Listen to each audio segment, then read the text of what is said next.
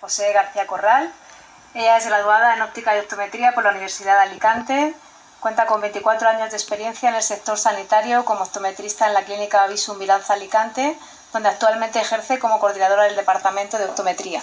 De su labor profesional conviene destacar su amplia experiencia en la especialidad de cirugía refractiva y en estrecha colaboración con el departamento de I+D+I. Su ponencia se titula Papel del óptico optometrista en cirugía refractiva.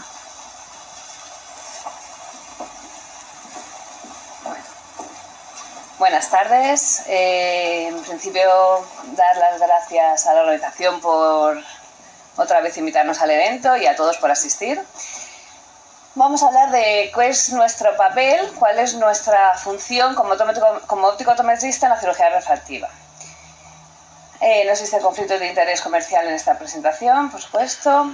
Y antes de conocer nuestra función, os voy a comentar cuáles son las técnicas de cirugía refractiva que consideramos para plantear ante un paciente. Las tres técnicas láser de cirugía refractiva más importantes y más utilizadas actualmente son la PRK, el Intralasic y el SMILE. Son las tres técnicas 100% láser que remodelan la córnea y corrigen el error refractivo. Se utilizan en función de las características de cada paciente, dependiendo de la edad, de la graduación que tengan, del espesor de la córnea. Otras técnicas de cirugía refractiva son las lentes fáquicas, que se utilizan como alternativa cuando con láser no se puede, por altas graduaciones o por problemas anatómicos córneas irregulares, espesores corneales insuficientes. En la imagen superior os he puesto una lente fáquica de cámara anterior, que es la lente Kellman, que últimamente no se está utilizando, está en desuso, ya que se ha demostrado que a lo largo del tiempo puede dar problemas a nivel corneal. La que se utiliza actualmente como lente fáquica es la de la imagen esta, la segunda imagen, que son lente fáquica que se pone detrás del iris. Otra de las técnicas de cirugía refractiva que podemos considerar son las lensetomías refractivas, que se hace cuando es a partir normalmente de los 50 años, pero cuando el cristalino ya no es transparente. Una vez que hemos conocido las técnicas, vamos a hacer cómo la exploramos al paciente, ¿vale? Lo importante, como ha dicho antes el doctor Chipón, una buena anamnesis, fundamental de todo optometrista hacer al paciente. ¿Qué hay que preguntarle? Pues profesión, qué deporte utiliza, si sobre todo de cara a una cirugía si hace algún deporte de riesgo, y a nivel de profesión, pues si está mucho tiempo conduciendo, que necesita una visión de lejos importante o al contrario de cerca. La del paciente, si es un paciente joven o es un paciente presbita. Si utiliza lente de contacto, si la tolera bien, si cuánto tiempo lleva sin usarlas. De cara a una cirugía refractiva, hacer las pruebas siempre es importante. Una lente de contacto blanda que no la haya llevado durante al menos una semana. Y cuando utiliza lente de contacto semipermeable, un mes. Aunque un poco paciente lo hace, pero es así. Si tiene la graduación estable, ¿cuándo fue la última vez que se cambió las gafas? Porque nos puede dar un poco de información si le va subiendo o no. Si tiene problemas de sequedad ocular, utilizando lente de contacto o no, porque si nos encontramos algún paciente con algún punteado en la superficie, pues la graduación ya va a ser fluctuante. Entonces es mejor tratar esa córnea, lubricarla bien y cuando esté todo en la superficie correcta, se le pasa a graduarle. Antecedentes familiares, cirugías previas, enfermedades sistémicas, toda una batería de preguntas que hay que sacar información. Hay gente que te la dice de repente todo, te va hablando, y otras personas pues que hay que ir preguntándole. Una vez hecha la anamnesis, vamos a pasar a qué pruebas hay que hacer en el gabinete. Agudeza visual, importante, agudeza visual de lejos, de cerca, con la corrección que lleve y sin gafas. Y con una agudeza visual binocular. En este punto, lo que podéis hacer sobre todo es observar al paciente. Es importante saber, cuando le das un texto de cerca, a qué distancia se lo pone, porque hay gente que le gusta trabajar mucho más cerca, otras personas más lejos, y es importante la observación al paciente. La refracción objetiva, siempre empezar por un auto y con una estereoscopia, fundamental. Y la refracción subjetiva, sobre todo en pacientes jóvenes, miopizarlos, empezar con una miopización. El astigmatismo, comprobárselo con el cilindro cruzado de Jackson. Acordaos siempre máximo positivo, máxima agudeza visual. Y hacerle el té rojo-verde para ver si le estás hipercorrigiendo o no. De cara a una cirugía refractiva, la refracción es fundamental. Tened en cuenta que el valor que nos dé refracción es el valor que se va a tratar luego en la cirugía. ¿Qué prueba también podemos hacer? La dominancia. ¿Qué nos proporciona dominancia? Bueno, dominancia motora es la que se determina qué ojo es el paciente con el que apunta. ¿Cómo se hace? Es muy fácil. Tú le pones al proyector un punto, le dices al paciente que ponga las manos en forma de triángulo y tiene que ver en binocular ese punto. Le tapas un ojo, le tapas el otro y el ojo que lo tenga más centrado sería el ojo motor, el ojo dominante motor. Luego pasamos a hacer la dominancia sensorial. Bien graduado, se le penaliza con +1 en el ojo derecho, tapando el ojo izquierdo, y haces el contrario. Y el ojo que vea más borroso sería el ojo dominante sensorial. ¿Qué nos proporciona la dominancia sensorial? Pues es el ojo que nos determina qué visión, qué información le da al cerebro, qué ojo le da más información al cerebro, ¿vale? Cuando le estamos cuando está mirando binocular. Luego vas a pasar con un examen binocular. No es un examen binocular exhaustivo, pero por lo menos las cuatro pruebas básicas: un cover test, una estereopsis, una fusión, las luces Bohr y unos flippers para ver si fallan positivos o negativos. Y sobre todo una refracción ciclopégica. Le pones el cicloventolato, el ciclopégico, a los 5 minutos otra gota y a las 30-60 minutos le volvemos a graduar. Con toda esa batería de pruebas ya tenemos la parte de gabinete. Os quería comentar un caso clínico, solamente sin hacer pruebas diagnósticas, solamente con cosas de gabinete. Una chica que la tuvimos, que tenía 26 años, que vino para que se quería operar, pero no llevaba gafas, solamente se la ponía a veces en cerca. Y bueno, que hacía 2 días que se había roto, bueno, le graduamos, veía unidad sin nada, y le graduamos y le salía +3 en el ojo derecho, con +1,5 en el ojo izquierdo, con el astigmatismo correspondiente. Con ciclo nos sale 3 dioptrías más. Los flipes nos fallaban un poco en positivos. Ahí tenemos ya una permetopía latente, o sea, no podemos mandarla directamente a cirugía. Lo que hicimos fue pasarle al departamento de terapia visual con las compañeras, estuve haciendo ejercicios visuales y conseguimos al año que ya por lo menos, subjetivamente, consiguiéramos una graduación de ya +4,75 con el astigmatismo correspondiente y en el otro ojo +3,75. Con la ciclo que es +6, que ya es lo más lógico, y ahí así que se puede pasar a cirugía. Bueno, una vez hechas las pruebas del gabinete, vamos a hacer las pruebas diagnósticas. ¿Qué pruebas son necesarias de cara a la cirugía refractiva?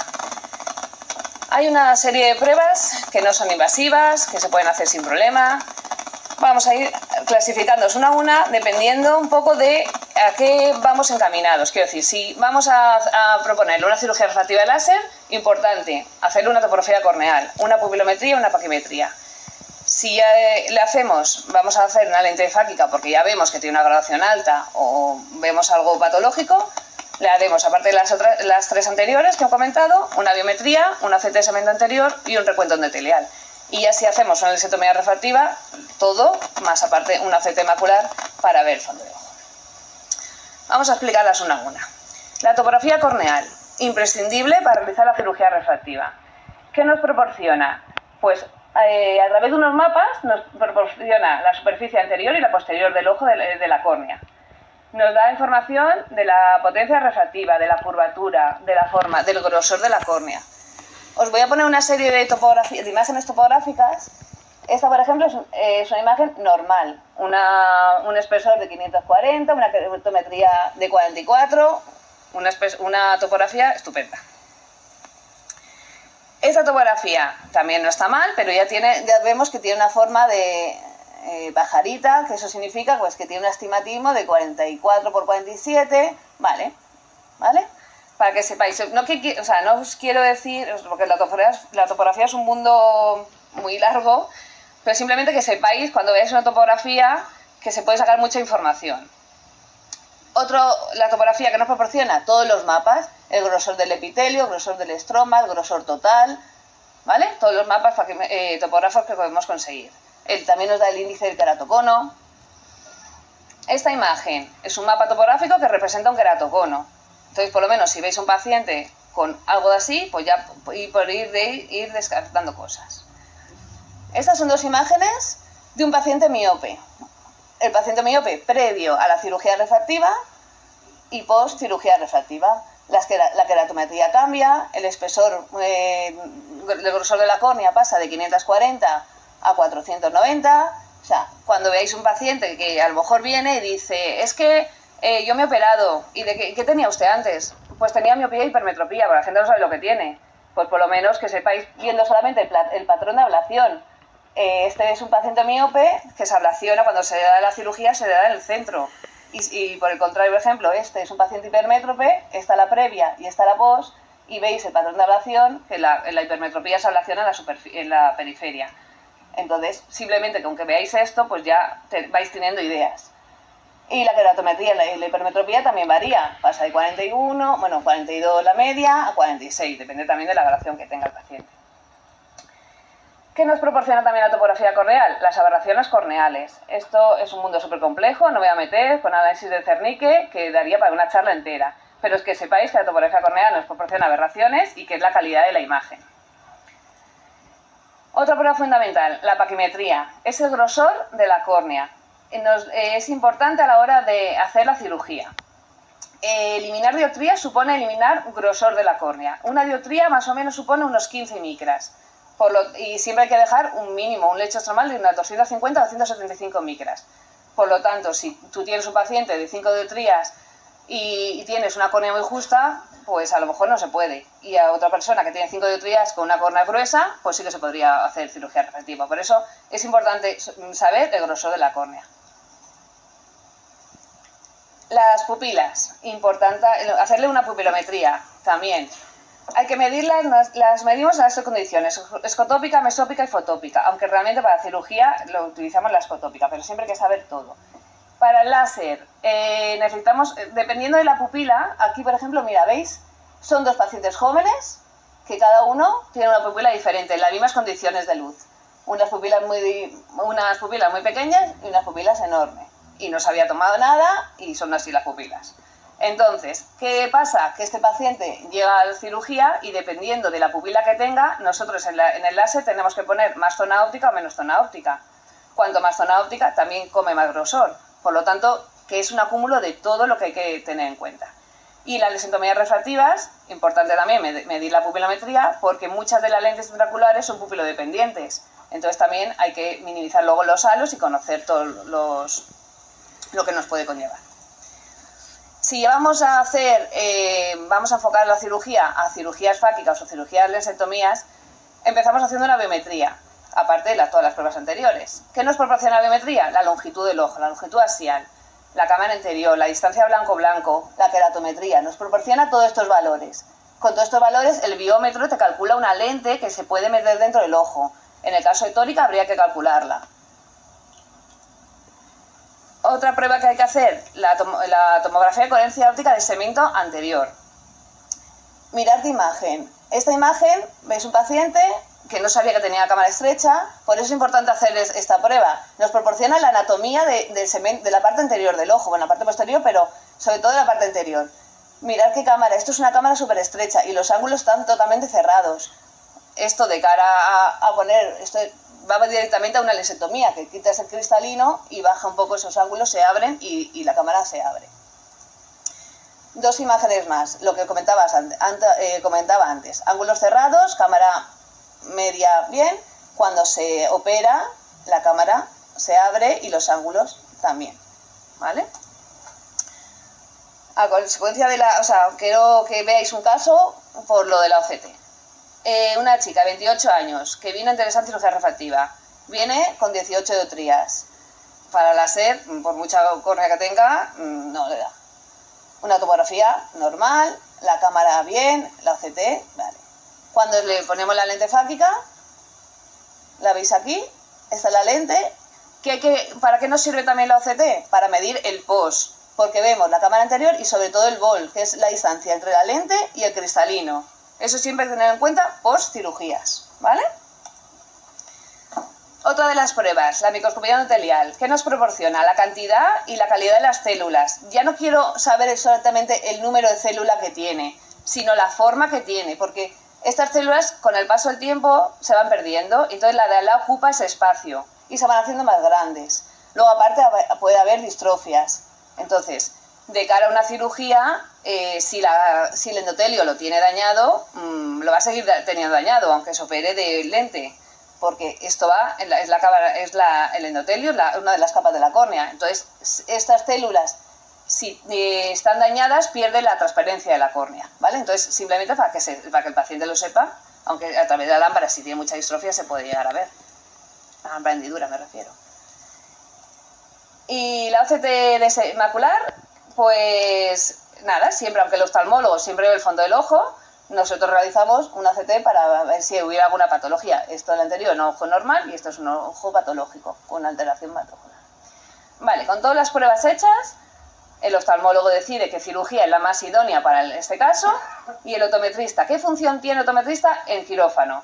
Pues con todos los datos calculamos la cirugía láser. Hay muchos, el programa del láser, metemos los datos, metemos las zonas ópticas y se calcula. Y luego además también, in situ con el cirujano, no somos los que manejamos el láser porque él está con el paciente, ¿vale?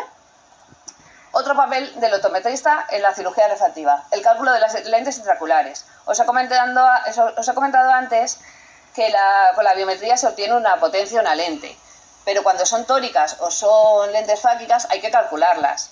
Dependiendo de la casa comercial, cada casa comercial tiene sus propios sus propios calculadores. Entonces, mete los datos y hay muchas páginas, ¿vale? Y se obtienen esas lentes intraoculares.